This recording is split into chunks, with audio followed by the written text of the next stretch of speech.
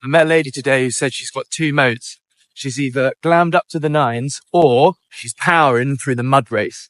What better way to describe Essex? This has been day 7 of the Essex Ways, a 400-kilometre walking adventure to discover some of the county's best places and stories. I started off in Constable country, basically walking through a painting of pastoral paradise.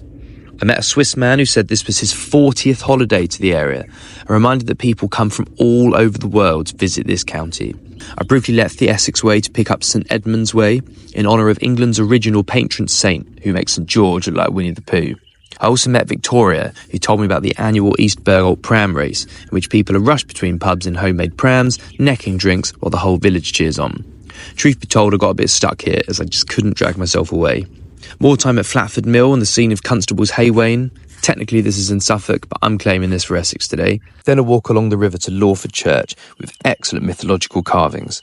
Then on to Manningtree, where at the Red Lion, local old boy Charlie talked about how his dad used to live off the estuary. Eels, flounder and ducks. I'm probably better off with the Magnum. Tales abound here of Matthew Hopkins, self-styled witch-finder general, responsible for the persecution and execution of hundreds of women. I saw the pond where they were dunked.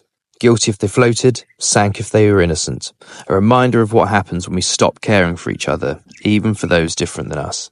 Then a breeze through Mistley, with its towers from a failed sea spa, working maltings which smelled utterly incredible, and maybe one of the best woods I've ever been in. So many giant ancient oaks, including the jaw-dropping Old Knobbly, surrounded with local folklore, including that persecuted women used to hide inside it during the witch trials 400 years ago. The tree also imparted some wisdom about the importance of being tough to fight for what you love, including preserving the old ways for the good of the future. Onward, across hills with postcard estuary views to Bradfield, with a church housing memorial to Edward Dunning, who was the first to land a plane onto a ship. Also, a new vicar once installed an organ here so big that it damaged the church. Bass! In the local pub I heard more stories about the area before setting off once more to Rabness, with a dreamy twilight stroll along the estuary that was truly magical. Essex, you've done it again.